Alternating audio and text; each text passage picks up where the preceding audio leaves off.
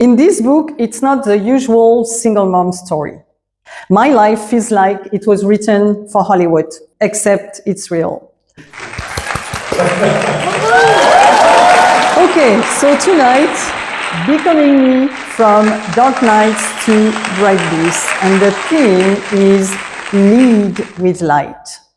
Good evening, London. Good evening, ladies. Good evening, gentlemen. What an honor and what a beautiful gift it is to be here with you tonight at the Poetry Cafe at the Poetry Society with my very kind and true friend, Maggie McLaren, in a place that honors words, voices, and quiet courage it takes to tell the truth and to be authentic.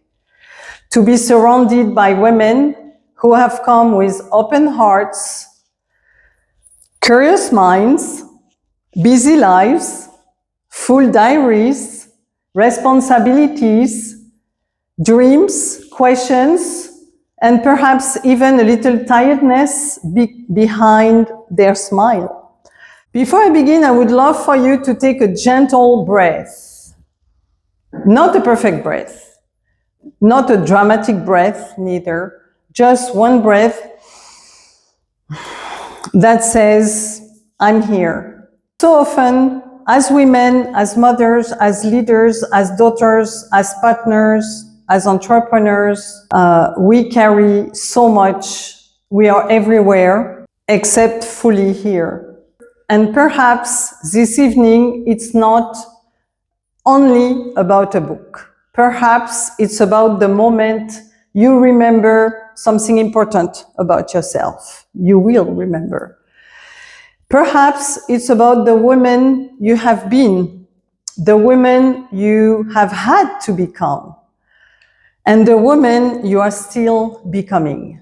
In this book, it's not the usual single mom story, not the usual one.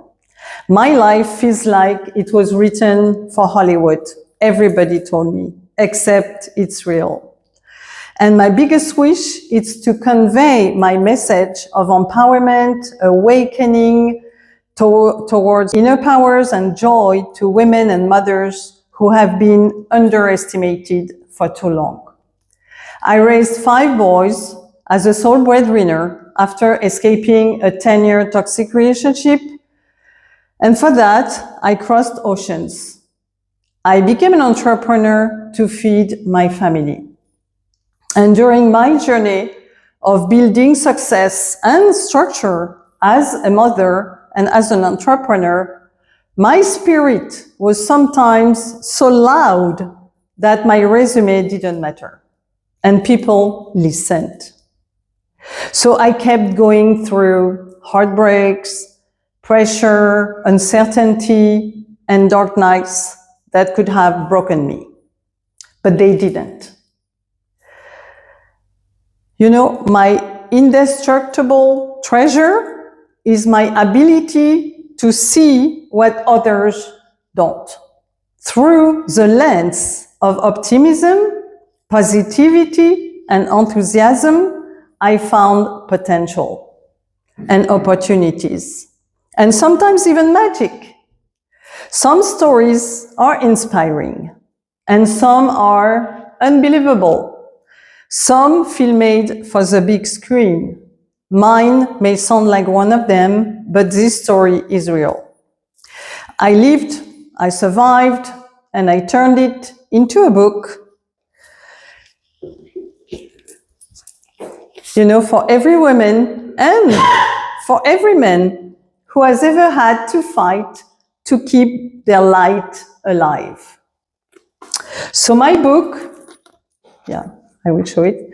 My book is called Becoming Me. It took 5 songs, as you said so gracefully, Maggie, from Dark Nights to Bright Bliss. And when people first heard the title, they often smile and say, 5 songs, how did you do it? And I smile too, because the truth is, there are many days when I didn't know how I would do it, really. There were days when life felt too heavy, days when I was exhausted but could not stop. I had no other choices. Days when I was afraid, but I had to appear strong. Days when I was doing my best to hold everyone together while quietly wondering who would hold me. And I wrote this book because I know I'm not the only woman who has felt that way. I wrote it for the woman who looks though she has everything under control, but she cries alone on the kitchen floor after everyone has gone to bed. I wrote it for the woman who is successful at work, but feels lost in herself. And for the woman who has given so much love, energy, money, time, patience and forgiveness to everyone around her. But the question remains, when will she finally find peace? And actually, it was also my question. I wrote it for the mother who believes she must be perfect, for the woman rebuilding after a relationship that made her question her worth, for the woman who has been underestimated, dismissed, belittled, and told that she was too much or not enough. And I wrote it for every woman who has ever asked herself, is this all there is? Will I ever feel like myself again? Can I still become the woman I know I am meant to be? So my answer is yes. Not because life will suddenly become easy, not because pain will disappear. It's not because you will smile that life will be easier. Not because we can think positively enough to avoid difficult things, but because there's something in you that is stronger than the seasons that try to break you. And there's something in you that still knows the way home. My own journey didn't begin with confidence. I was not always the woman standing on stages, speaking into a microphone, writing books, creating programs, or sharing my story with rooms full of women. I was once a shy woman, a woman who wanted to please, a woman who thought that being loved meant becoming smaller, a woman who believed that if I worked harder, gave more, explained more, kind of justify myself and tried to be more perfect, perhaps everything would be okay. But life has a way of showing us where we have abandoned ourselves for more. Motherhood became one of my greatest teachers and one of my greatest blessings, the greatest blessings of my life. I became the mother of 5 sons, 5 beautiful boys, 5 unique personalities, 5 hungry boys, 5 growing boys, 5 boys with dreams and questions and needs and noise, energy and enormous hearts. And I love them deeply. I love them deeply and I still do. I love them deeply.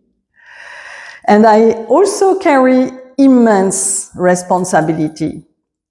At that time, I was the sole breadwinner. I was trying to create stability while felt unstable myself. I was trying to give my sons a sense of safety while I was learning what safety truly meant. And I was trying to build a future while carrying the weight of difficult memories. Financial pressure, fear, and the painful aftermath, God knows how painful, of a relationship that had slowly made me doubt my own value. And there were moments when I had very little. and moments when I had to begin again, moments when I felt I had lost everything actually. And I did lose everything twice in my life. Everything. So perhaps some of you know what it feels like, not necessarily in the same exact way, but maybe you have had your own dark nights. Could be the end of a relationship, a betrayal, a business failure, a health challenge, a move to a new country, grief, loneliness, separation, a season when the money did not stretch far enough, a time when you were expected to keep smiling because everyone believed you were the strong one. Okay, so about strength. Here's what I feel about strength. Strength can become a prison when we believe we are not allowed to ask for help. And strength can become a mask when we believe we must never cry. Strength can become exhausting when we carry it alone. And I want to say something important tonight. Being strong doesn't mean pretending you are not tired. Being resilient doesn't mean denying that something hurt. Being a good mother doesn't mean sacrificing your entire identity. Successful doesn't mean you have to abandon your well-being and your kindness. And being a woman of light does not mean you have never known darkness. In fact, sometimes it's because we have known darkness that we learn how precious light truly is. There was no single magical morning when everything changed for me. No one arrived with a perfect plan. No one handed me a map. No one said, "Hey, Elisa, here is exactly how you will rebuild your life." My turning point began quietly. It began with a whisper, not an external voice, not the voice of fear, not the voice that said, "You're too old," not the voice that said, "You made too many mistakes already," and not the voice that said, "But who do you think you are? You don't have the capacity," you know. It was like a deeper voice. It was a soft voice. Actually, it was my inner voice. The voice beneath the guilt, beneath all the noise, all the criticism, the voice beneath expectations and fear. That voice didn't scream. That voice was holding hope. It simply said, there's more. There's more for us somewhere. And it said, come back to yourself. That was the beginning. Not a perfect life, but a more truthful life. So I used my imagination. I used my creativity, my inner vision to design a new life. I began to understand that I could not build peace by constantly betraying my own needs. I could not raise confident children while teaching them through my own example that a woman should disappear to make everyone else comfortable. I could not create a meaningful life by continuing to believe that my past had the final word. I had to make a decision. I had to stop asking, how can I survive this? And begin asking, how can I grow through this? I had to stop asking, how can I make everyone else happy while being belittled? And begin asking, what is true for me? I had to stop asking, what will people think? What will they think of me? What will happen if I never allow myself to become who I really am? This is why the title of this book, it's not Perfect Me, it's not Finished Me, it's not, oh, I have everything figured out, me. No, it's Becoming Me. Because becoming, it's not a destination, it's a relationship. And it's a relationship with your own heart, your own voice, and your own values, and your own truth, and your own possibilities. And I want every woman in this room to hear this clearly tonight. You are not behind. You are not too late. You are not disqualified because you have had a difficult past. You are not less worthy because you are still healing. And you are not failing because you do not have every answer. You are becoming. Maybe you are becoming more confident. Maybe you are becoming more peaceful. Maybe you are becoming more courageous. Maybe you are becoming a woman who finally says no without apologizing. That's a big one. Maybe you are becoming a mother who understands that caring for herself is part of caring for her children. Maybe you are becoming someone who can receive love without having to earn it. Maybe you are becoming someone who no longer mistakes chaos for passion, fear for loyalty, or self-sacrifice for love. Maybe you are becoming someone who is ready to choose herself. And choosing yourself doesn't mean abandoning the people you love. It means showing up for them without abandoning your own soul.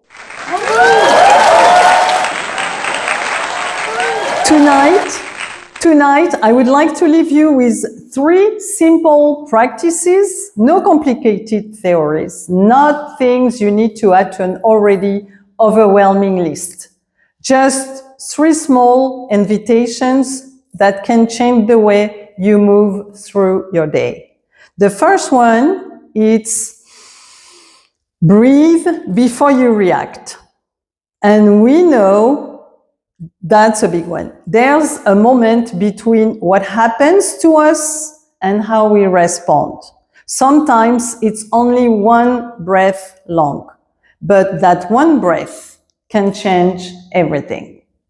So when your child is shouting, when your phone cannot stop ringing, when someone speaks to you with disrespect, and when a message upsets you, pause. Put 1 hand, and you can do it if you want, put 1 hand on your heart, if that feels right for you, and you take 1 slow breath in and let it go. You do not need to solve your whole life in that moment, but you only need to come back to your body. You only need to remember, I have a choice, I am me, I am powerful with kindness. So the breath will create space. It creates space. In that space, you can choose to respond with a response actually that honors you. Not a reaction from panic, not shouting, not from an old pain, not a reaction born from the need to prove yourself. A response born from your deeper self. Sometimes the most powerful thing a woman can do is pause. And I'm saying that because I've lived this kind of moments. The second is this: believe your story can become strength. This doesn't mean glorifying pain. It doesn't mean pretending that what happened to you was acceptable. It doesn't mean you have to share every wound with the world, but it does mean that your story is not shameful. Your story is not evidence that you are weak. Your story may become the very place from which your compassion, your wisdom, your leadership, your courage, and your purpose grow. The chapters that once made you feel ashamed may become the chapters that help another woman feel less alone. And the experiences that made you question yourself may become the experiences that teach you how to guide, love, lead, and live more deeply. My 5 sons taught me that. They taught me that my example mattered more than my perfection. They did not need a mother who had all the answers. They needed a mother willing to keep rising, a mother willing to learn, a mother willing to create a different future, a mother willing to say, this is hard, but we will not let hardship define us. Your story can become strength. Not because it did not hurt, but because you are still here. And then the third invitation is this: take one small aligned step toward yourself. We often wait for confidence before taking action, right? We say, oh, when I feel ready, I will start that business. Or when I will feel confident, I will leave the situation.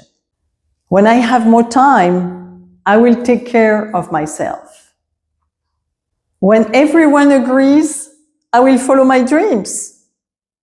But confidence doesn't always come before the action. Actually, it's the contrary. Confidence comes after action. It comes after the small, brave step. The phone call, the conversation, the boundary, the walk, the appointment, the journal page, the decision to ask for help, or the decision to rest. The decision to say, this is no longer enough for me. So one small aligned step will create a new relationship with yourself. They teach your inner voice, I hear you. They teach your heart, I will not abandon you. They teach your future, I'm coming. So tonight, I would like you to ask yourself one question. What is one small aligned step I can take toward myself this week? What is one small aligned step that I can take toward myself this week? Not next year, not when everything is perfect, but this week. And perhaps you already know the answer. Perhaps it's sitting quietly in your heart. So the woman you are becoming does not need you to become someone else. She needs to return to what is true, to your voice, to your values, to your boundaries, to your dreams. And also not to forget to your body and to your faith, the trust, the peace, the inner peace, the joy, the enthusiasm, and yes, to your dreams and your ambition too. Because there is nothing selfish about wanting a life that feels meaningful. There's nothing wrong with wanting peace and impact. And I think for me, these two are very important. Peace, inner peace, and the impact we have on others. There's nothing wrong with wanting love that feels safe. There's nothing wrong with wanting also financial freedom, emotional freedom, and the freedom to be fully yourself. I created these three, actually, for myself. You are allowed to want more from that survival. Becoming me, it's not just my story. It's an invitation. That's what I told you at the beginning. It's an invitation to the woman who has known dark nights, and she knows that bright bliss is still possible. It's an invitation to the woman who has given so much. She's still worthy of receiving. An invitation to the woman who feel there must be more, and yes, there is, and she's allowed to reach for it. So thank you for being here tonight. Thank you for listening with your hearts. Thank you for bringing your presence. Thank you. Your strength, your stories, your tenderness in this room. And if this evening has touched you, if something in these words has spoken to your own journey, I would love to meet you, to sign your copy, to take a photo with you, and to place this book in your hands as a reminder that your story matters too. Let's connect, let's share, bring your becoming.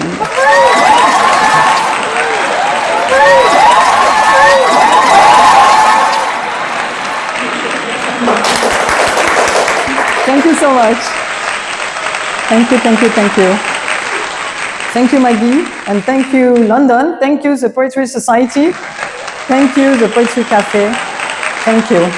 Actually, thank you for choosing to shine your light bright. Yeah.